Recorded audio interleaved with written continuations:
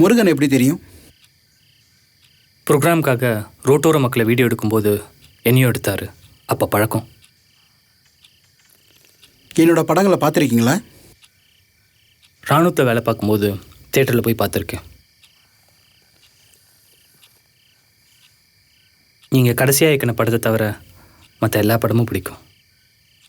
இப்போ நீங்கள் சொல்ல போகிற கதை யாரை பற்றி? என் வாழ்க்கையில் நடந்த சில கதைங்களை தான் நான் சொல்ல ஆசைப்பட்றேன். ரொம்ப டயர்டாக இருக்கு. காலையில் கதையை ஃப்ரெஷ்ஷாக சொல்லுங்கள்.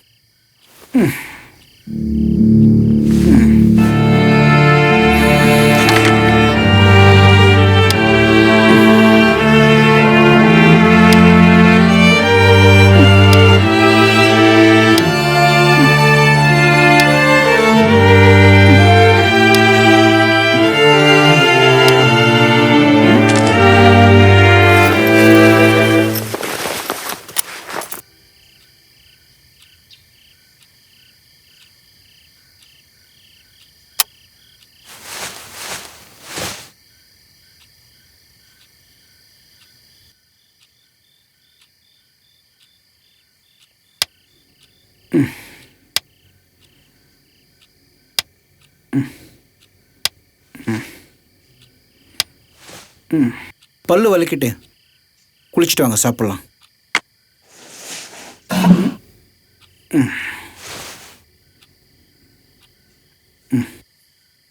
ஒரு விஷயத்தை கேட்கணும். இராணுவத்தில் சேர்ந்ததை பற்றி உங்கள் அபிப்பிராயம் என்ன? மக்கள் மேலே இருக்க அன்புனால தான் நான் ராணுவத்தில் போய் சேர்ந்தேன். ஆனால் சில அசிங்கப்பட்ட பிறவிங்க இந்த நாட்டை ஆடுறதுக்காக நான் நிறைய கொலை பண்ணேன். அவங்க குடும்பம் மட்டும் சந்தோஷமாக இருக்கணும். ஆனால் நம்ம இது மக்களோட தான். கோவப்படாதீங்க. எனக்கு என் மேலே தான் கோபம்.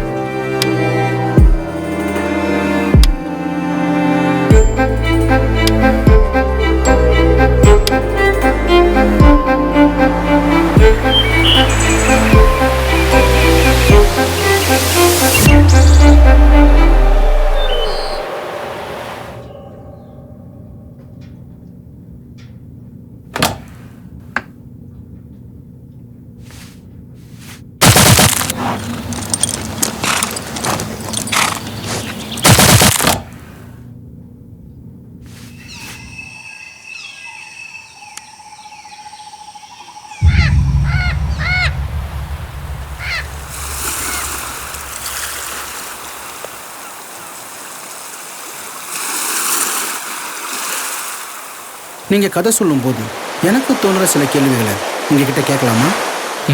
கேட்கலாம்.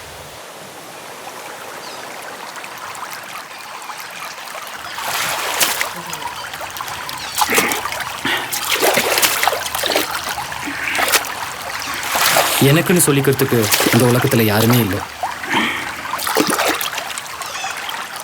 அப்போ எப்படி நீங்கள் வளர்ந்தீங்க? என்னை குப்பையிலேருந்து ஒரு போஸ்ட்மேன் தான் எடுத்து வளர்த்தாரு. அவரும் என்ன மாதிரி தான் ஒரு அனாதை.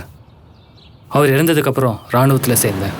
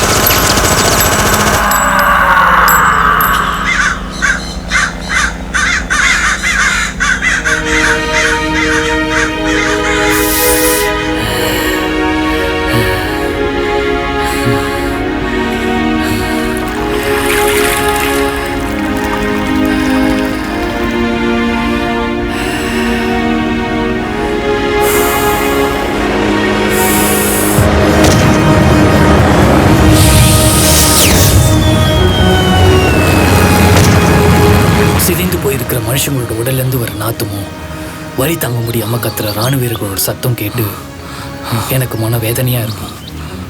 அங்கே வீசுகிற அனல் காற்று உடம்புல இருக்கிற தோல் முழுசாக உறிஞ்சி வர மாதிரி தோணும்.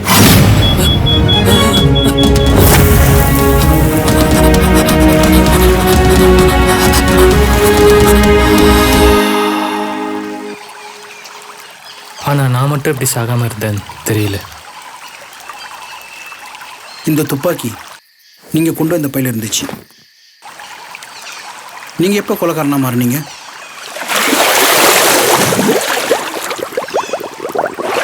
நான் இராணுவத்துலேருந்து வந்ததுக்கப்புறம் வாடகை வீட்டில் தங்கியிருந்தேன். வேலை தேடி தேடி நிறைய இடத்துக்கு போனதுக்கப்புறம் தான் இங்கே படித்தவனுக்கே வேலை இல்லைன்னு தெரிஞ்சுது. சம்பாரித்த காசை வீட்டு வாடகைக்கும் கோயிலில் போகிற அன்னதானத்தை சாப்பிட்டும் வாழ ஆரம்பித்தேன்.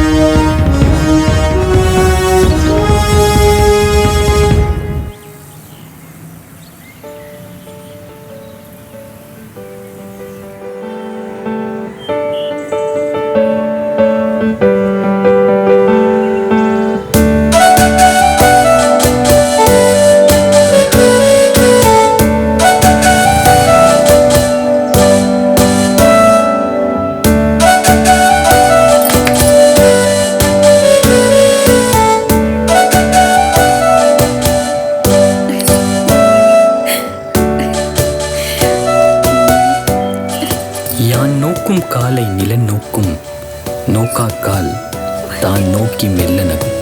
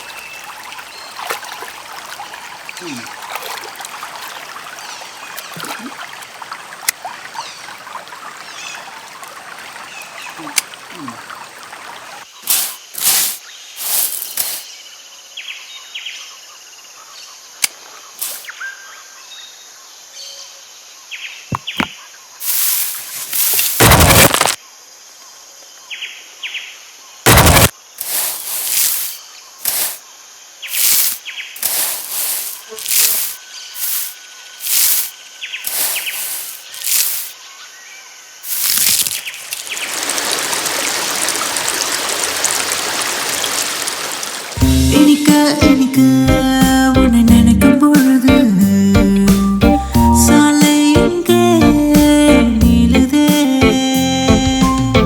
நீ போகும் நிழலாயானேன் புது மனிதர உணர்விலே, மின்னல்கள் மோதும் இங்கே தூறல்கள் ஆகுமே, நீ போகும் நிழலாயானேன் புது மனிதர உணர்விலே, மின்னல்கள் மோதும் இங்கே தூறல்கள் ஆகுமே. எனக்கு உன்னை நினைக்கும் பொழுது சாலை எங்கே நீளுதே.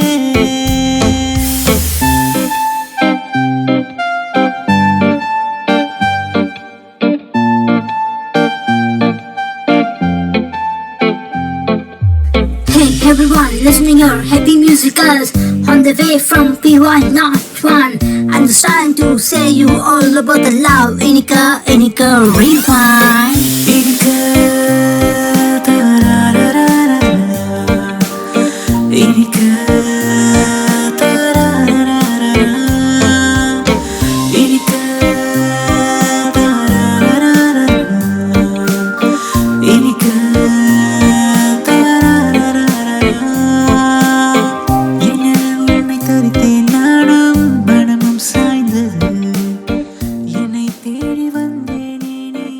வாழ்க்கை எதை நோக்கி போகுதுன்னே தெரியாம இருந்த எனக்கு அந்த பொண்ணு தான் என்னோட வாழ்க்கைன்னு தோணுச்சு.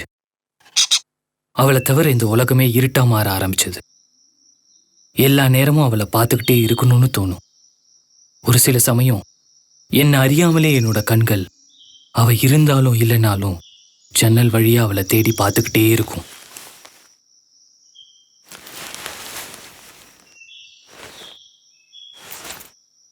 நான் மாடியில தனியா தங்கிட்டு இருந்தேன். அவளை பார்க்கறதுக்காகவே கீழே தங்கியிருந்த ஹவுஸ் ஓனர் பால்கனிக்கு போய் நின்று அவளை பார்ப்பேன். அவ கருப்பா இருப்பா. அவ கண்களில் கவர்ச்சி இருக்காது. அவ மூடி நிலமா இருக்காது. அவ நடக்கும்போது அவளோட இடையில நளினம் இருக்காது. இதெல்லாம் தாண்டி அவளை எனக்கு ரொம்ப பிடிச்சிருந்தது.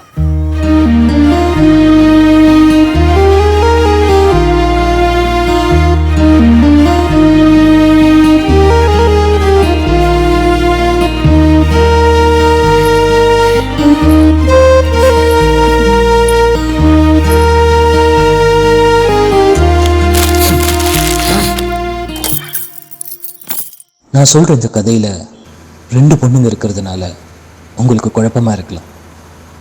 என்னை பொறுத்த வரைக்கும் வாழ்க்கை எல்லாருக்குமே ஒரே விதமாக தான் இருக்கு. ஆனால் அவங்க வாழ்கிற சூழ்நிலையும் சந்தர்ப்பம் மட்டும்தான் வேறு. அப்படி நான் சொல்கிற இந்த கதை என் அம்மாவுக்கும் நான் லவ் பண்ணுற பொண்ணுக்கும் நடந்த ஒரே கதையை தான்.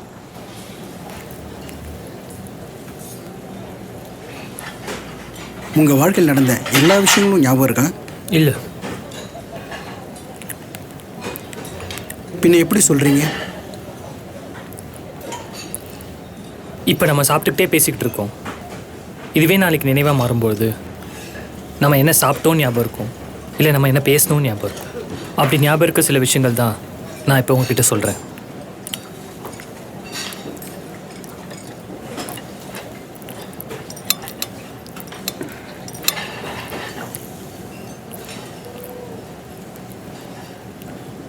சார் வேறு எதுனா வேணுமா? ஒரு காஃபி. Okay, 1 coffee. ஓகே.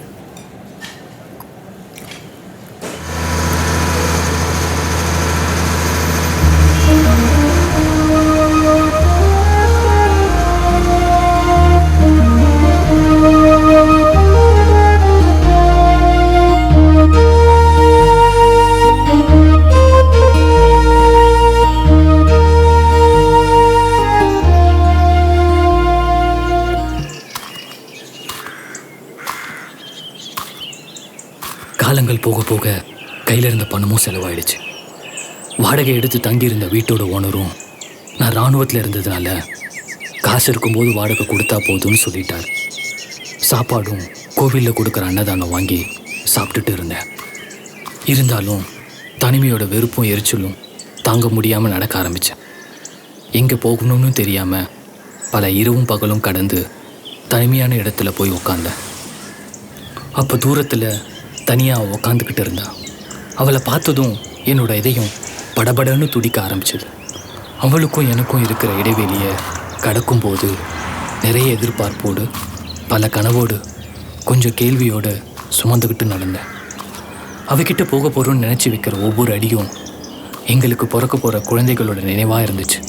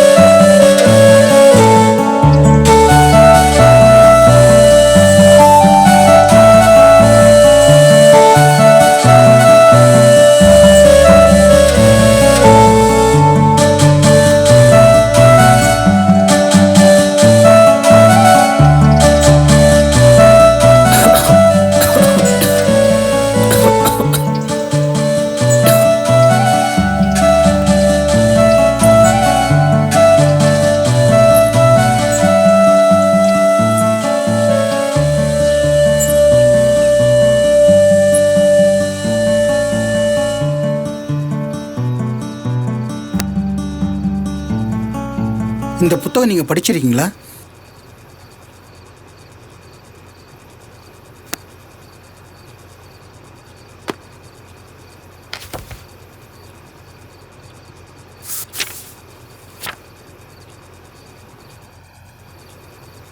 இது பங்களாதேசத்தில் மட்டும் தடை செஞ்ச புத்தகம். ஏன்னா பங்களாதேசத்தில் இந்து மக்களுக்கு ஏற்பட்ட கொடூரத்தை ஆணித்தனமாக சொன்ன புத்தகம். நாங்கள் இராணுவத்தில் இருந்தபோது இந்த புத்தகத்தை பற்றி தான் அதிகமாக பேசுவோம்.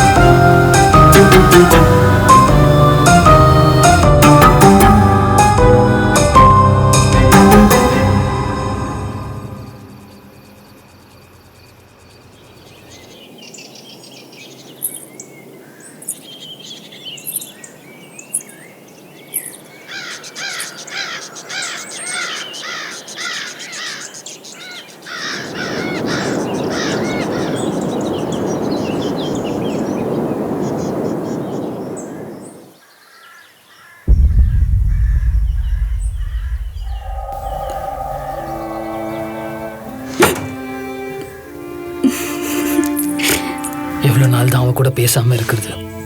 ஒரு நாள் அவ கூட பேசணும்னு யோசிச்சு அவளோட வீட்டுக்கே போக முடிவு பண்ணேன்.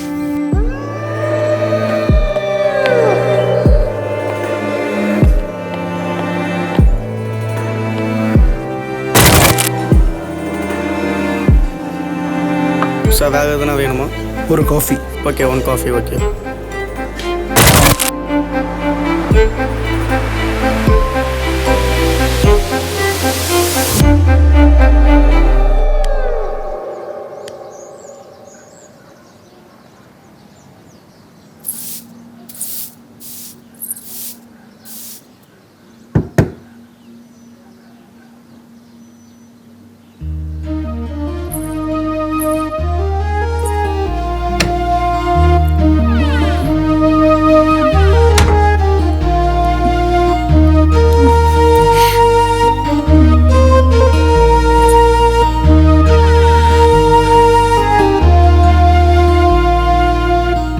கதவை திறந்ததும் அவள் எனக்கு மட்டும்தான் சொந்தம்னு தோணுச்சு. அவகிட்ட நிறைய கேள்விகள் கேட்கணும்னு யோசிச்சுக்கிட்டே உள்ள நுழைஞ்சேன். அவள் யாரு, என்ன வேலை செய்கிறா, எதுக்காக தனியாக தங்கிக்கிட்டு இருக்கா, வாடகை கொடுக்கறதுக்கு எங்கேருந்து காசு வருது, அப்பா அம்மா என்ன பண்ணுறாங்க, இப்படி நிறைய கேள்விகள் என் மனசுக்குள்ளே ஓடிக்கிட்டே இருந்துச்சு. ஆனால் நான் கேட்ட முதல் கேள்வி, பல்ல பக்கில் போட்டிங்க? இதை கேட்கறதுக்கு தான் வந்தீங்களா? இல்லை, பல்ல கிளிப் இருந்தாலும் நீங்கள் சிரிச்சா ரொம்ப அழகாக இருக்கு.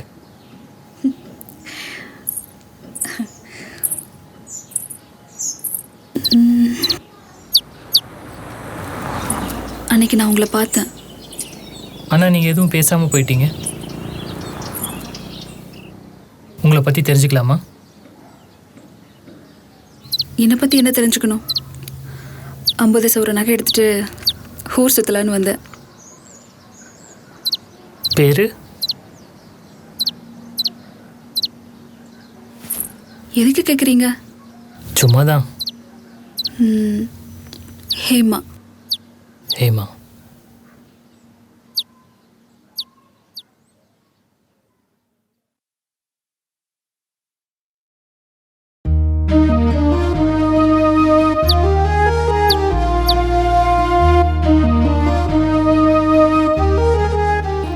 அவ கூட தான் நான் பேசுகிறேன்றத என்னால் நம்பவும் முடியல, உணரவும் முடியல.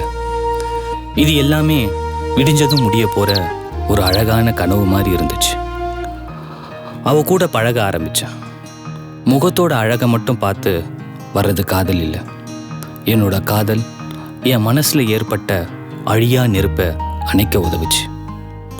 அவகிட்ட என்னோட காதலை பரிமாற ஒவ்வொரு நாளும் அந்த முக்கியமான சந்தர்ப்பத்தை எதிர்பார்த்து காத்துக்கிட்டு இருந்தேன்.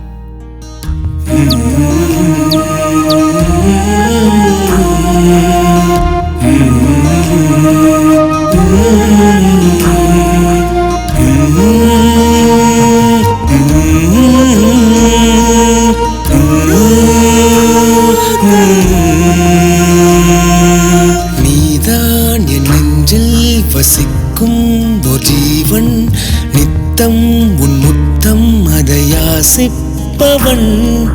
கண்மூடி காற்றில் கைகோர்த்து நின்றேனே, களவுண்ட நெஞ்சம் அதில் நீயே தஞ்சம். மழை தூராதோ மலர் தூவாதோ, மனம் துள்ளாதோ என்னை தள்ளாதோ. அவள் விழியோரம் பல கதைகளை தேடும், படபடவென துடிக்கும் அவள் குரல் கேட்கும். இதுவா காதல், இதுவா காதல்.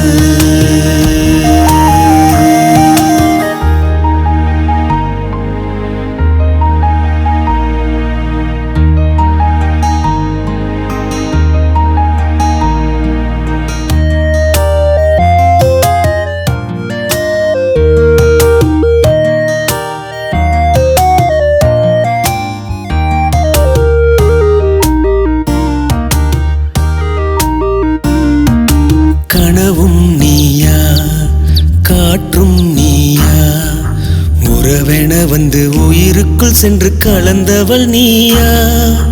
கவிதை நீயா இனிமை நீயா, கலப்படமற்ற தாயன்பு அதை தருபவள் நீயா. யார் நீ பெண்ணே, ஏன் நீ என் முன்னே பேசும் பொன்மானே. காதல் தீயில் விழுந்தேனே, முந்தன் வீரல்களை கோர்த்து நடந்திடும் நொடிகளை தேடி நானே. நீதான் என் நெஞ்சில் வசிக்கும் ஒரு ஜீவன், நித்தம் உன் முத்தம் அதை சாப்பிட்டு போங்க. யாசிப்பவன். சொன்னதுக்கு ரொம்ப தேங்க்ஸ். நாளைக்கு கண்டிப்பா வந்து சாப்பிட்றேன். நின்றேனே, களவுண்ட நெஞ்சம் அதில் நீயே தஞ்சம். மழை தூராதோ மலர் தூவாதோ, மனம் துள்ளாதோ என்னை தள்ளாதோ. அவள் விழியோரம் பல கதைகளை தேடும், படபடவென துடிக்கும் அவள் குரல் கேட்கும். இதுவா காதல், இதுவா காதல், இதுவா காதல், இதுவா காதல்.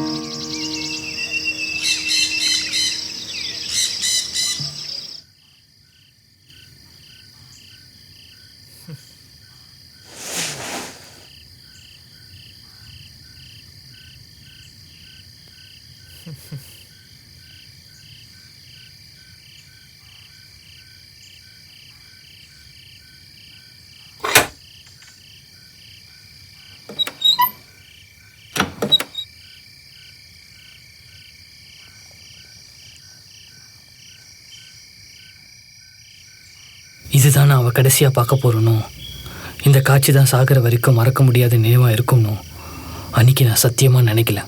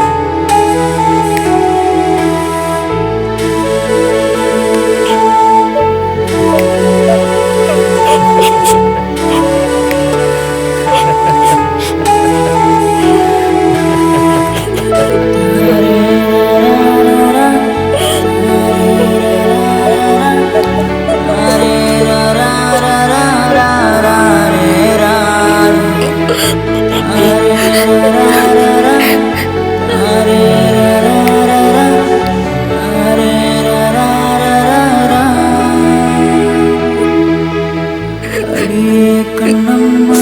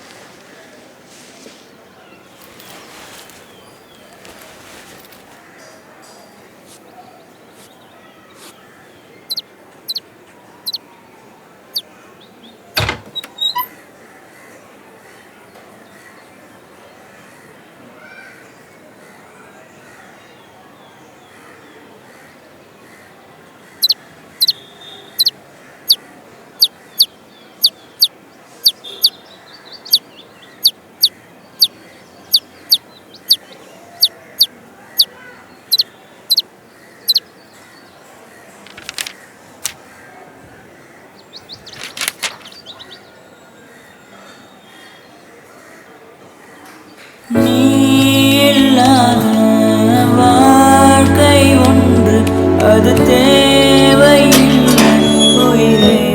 ஏமா ஏமா ஏமா ஆ!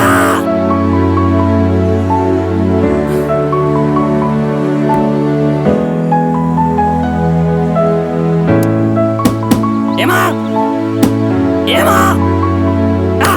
ஆ! ஆ!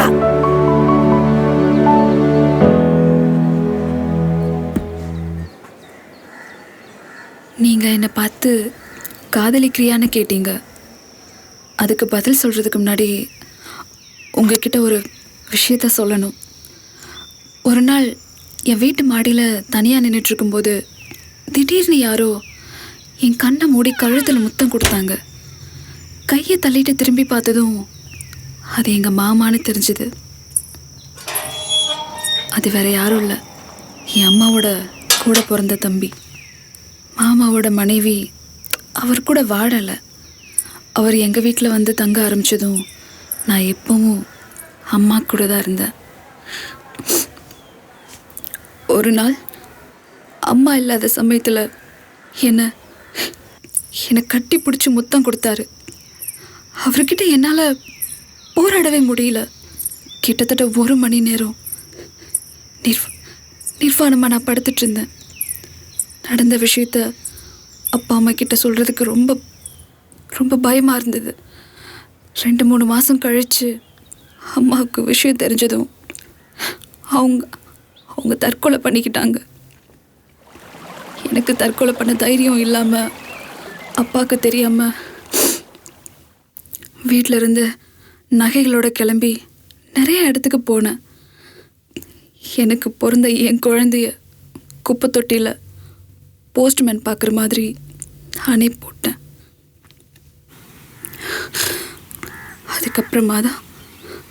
அதுக்கப்புறமா தான் என்னோட வாழ்க்கையில் கடைசியாக உங்களை பார்த்தேன். எந்த வித உணர்ச்சியும் இல்லாமல் மறுத்து போயிருந்த என் மனசில் மறுபடியும் உணர்ச்சிகளை வர வச்சது நீங்கள் தான். நீங்கள் கேட்ட கேள்வியோட பதில் இப்போ சொல்கிறேன். நான் உங்களை தான் காதலிக்கிறேன். எப்பவும் உங்களை மட்டும்தான் காதலிப்பேன். உங்களை என் மனசில் நினச்சிக்கிட்டே நான் இப்போ சாகவும் போகிறேன்.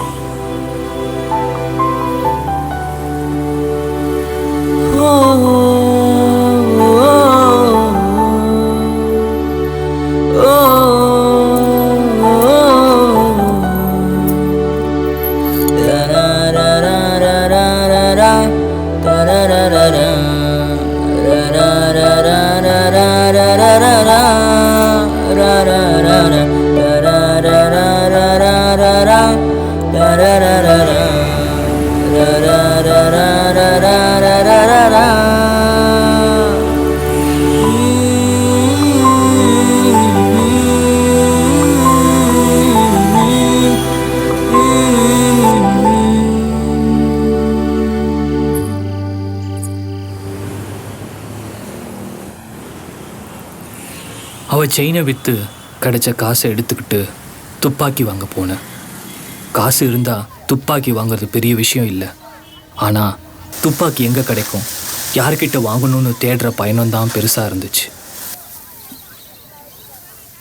அந்த துப்பாக்கிக்காக புழு மாதிரி காத்துக்கிட்டு இருந்தேன். புழுவை சாப்பிட மீன் ஆசைப்பட்டுச்சு, மீனை சாப்பிட மனுஷன் ஆசைப்பட்டான். அப்போ புழுவோட கதி, புழு பொறுமையாக காத்துக்கிட்டு இருந்துச்சு. மனுஷன் சாகிற வரைக்கும் காத்துக்கிட்டு இருந்துச்சு. மனுஷன் செத்ததும் அணுவாக ருசிச்சு சாப்பிட்டுச்சு. அந்த புழு மாதிரி காத்துக்கிட்டு இருந்தேன். என் வாழ்க்கை அழிச்சவனை கண்டுபிடிக்க காத்துக்கிட்டு இருந்தேன். அங்கே இருக்கிற ஏரியா பசங்கிட்ட கஞ்சா எங்கே கிடைக்கும்னு ஆரம்பித்த என்னோட பேச்சு கடைசியாக துப்பாக்கி எங்கே கிடைக்கும்னு முடிஞ்சுது.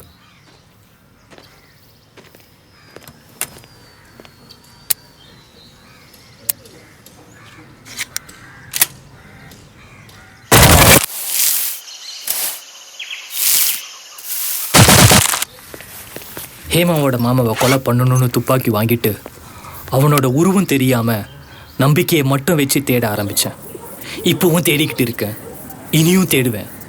அவன் கிடைக்கிற வரைக்கும் தேடிக்கிட்டே இருப்பேன், அந்த முதுகெலும்பு இல்லாத பொட்டைய.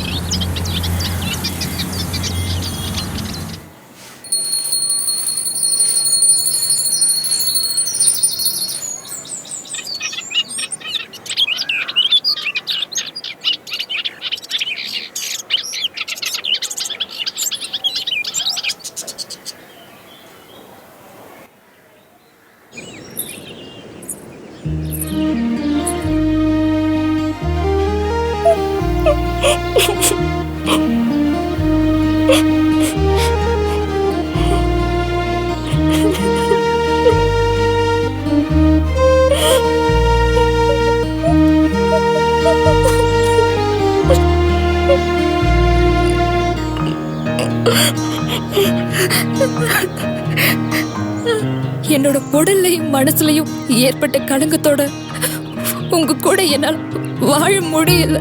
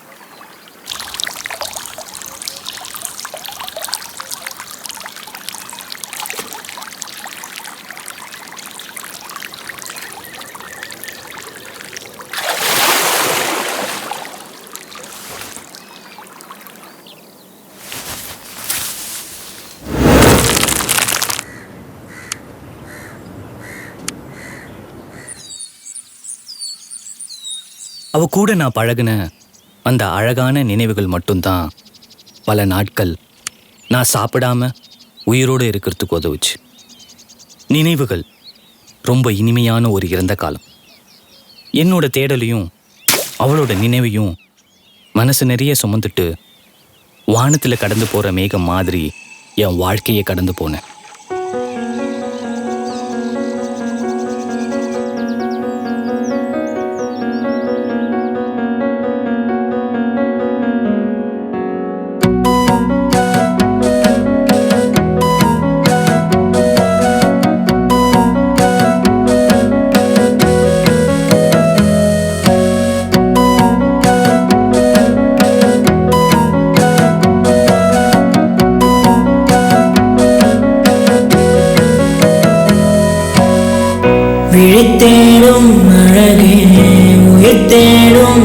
போலவே இருப்பேனே உனக்காய் என்றென்றுமே.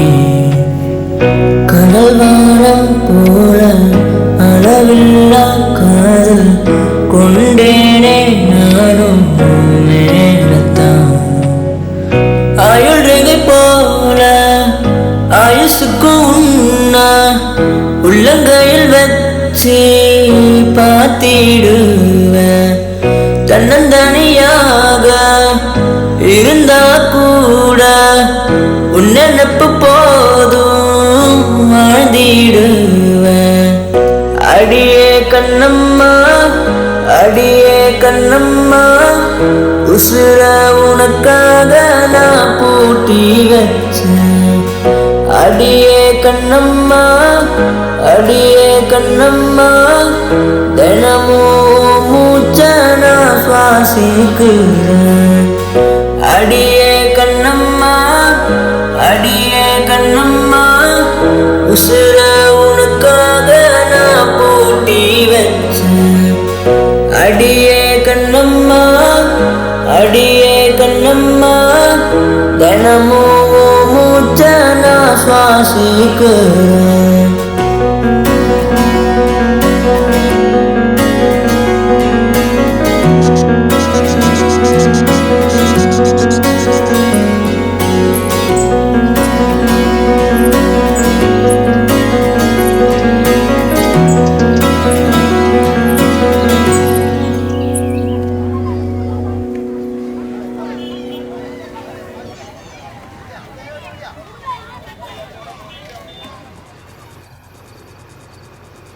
இது பங்களாதேசத்தில் மட்டும் தடை செஞ்ச புத்தகம். ஏன்னா பங்களாதேசத்தில் இந்து மக்களுக்கு ஏற்பட்ட கொடூரத்தை ஆணித்தனமாக சொன்ன புத்தகம். நாங்கள் இராணுவத்தில் இருந்தபோது இந்த புத்தகத்தை பற்றி தான் அதிகமாக பேசுவோம். உங்கள் வாழ்க்கையில் நடந்த எல்லாமே சொல்லிட்டீங்களா? ஒரு தடவை தற்கொலைக்கு முயற்சி பண்ண, அதை பற்றி தான் நீ சொல்லணும். உங்களுக்கு தூக்கம் வருதா? இல்லை, நான் ஒன்று கேட்கலாமா? கடவுள் இருக்காரா? தேவைப்படுறவங்களுக்கு இருக்கிறாரு.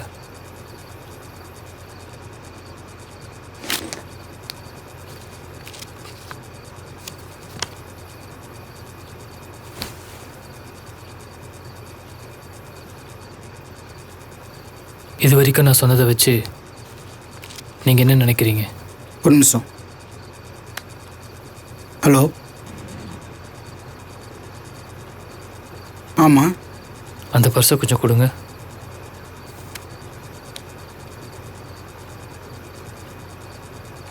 ஹே ஹே,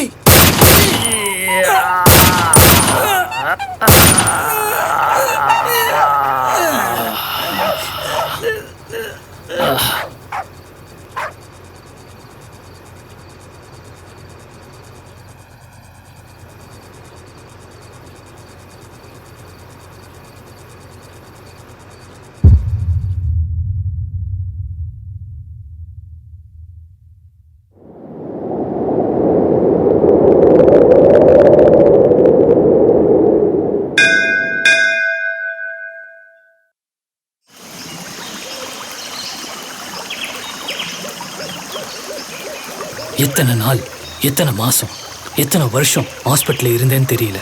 ஆனால் நான் கண் முழிச்சதும் எனக்கு காவலாக ஒரு போலீஸ் இருந்தார். எப்படியோ அவருக்கு தெரியாமல் அங்கேருந்து தப்பிச்சு வந்தேன்.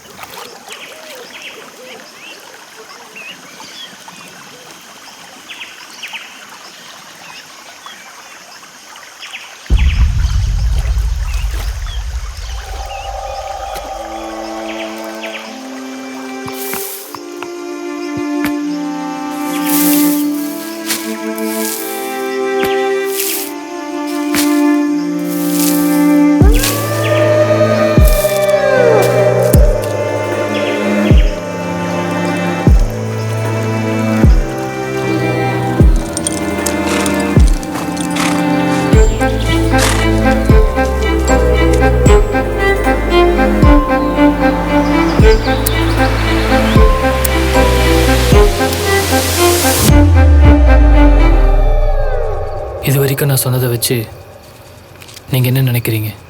ஒரு நிமிஷம். ஹலோ, ஆமாம். அந்த பர்ஸை கொஞ்சம் கொடுங்க. ஆமாம்.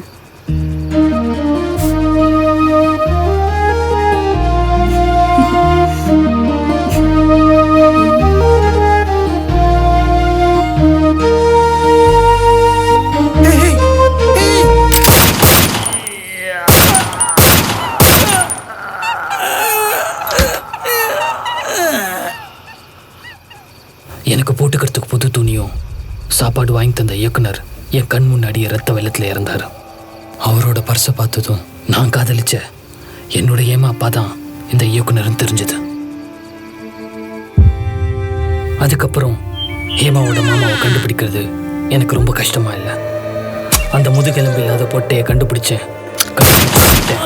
சுட்டு சாகடிச்சேன். அவன் தலையில இருந்த மூளை துண்டு துண்டா சதறி கிடந்தது.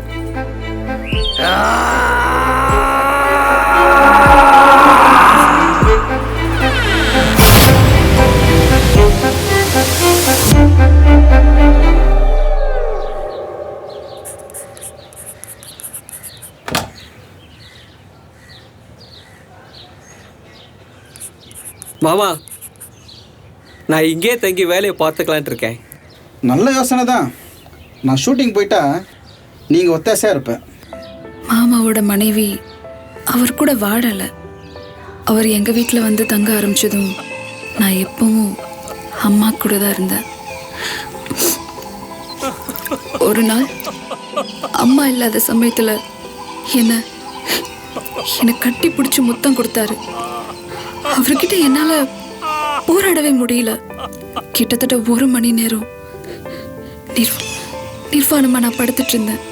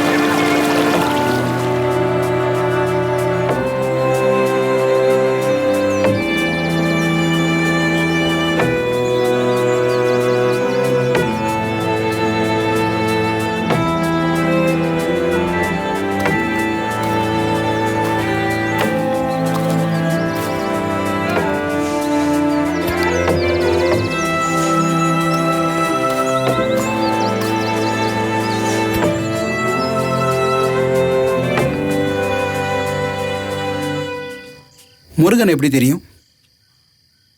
ப்ரோக்ராமுக்காக ரோட்டோர மக்களை வீடியோ எடுக்கும்போது என்னையும் எடுத்தார். அப்போ பழக்கம். எங்கள் மாமாவை கொலை பண்ண ஒரு பிளான் வச்சுருக்கேன்.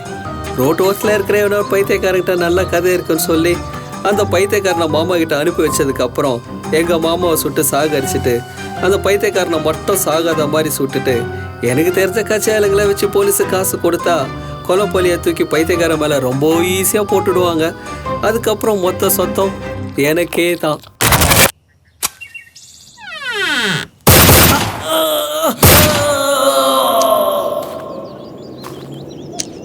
அப்பா, தற்கொலை பண்றது கோழைத்தனமா?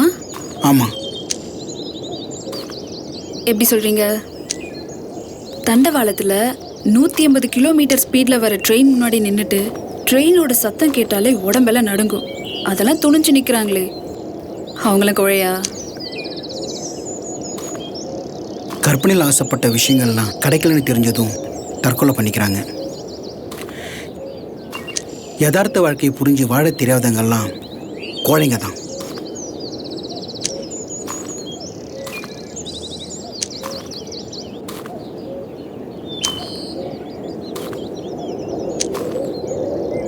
கற்பனையில் அவ கூட ரொம்ப வருஷம் வாழ்ந்துட்டேன். அது இனி கிடைக்கலன்னு தெரிஞ்சதும் தற்கொலை பண்ணுற நானும் ஒரு கோழை தான்.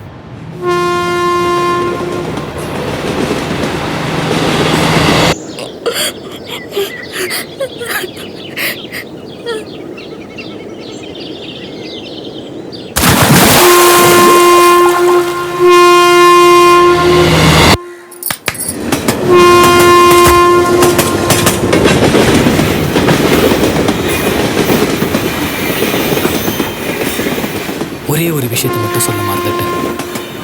என்ன மாதிரி ரோட்டோரத்தில் இருக்கிறவங்க எத்தனையோ பேரை பஸ் ஸ்டாண்ட்லேயும் ரயில்வே ஸ்டேஷன்லையும் பார்த்துருப்போம். அவங்க எல்லாருக்குமே ஒரு கதை இருக்கும். என் பேர்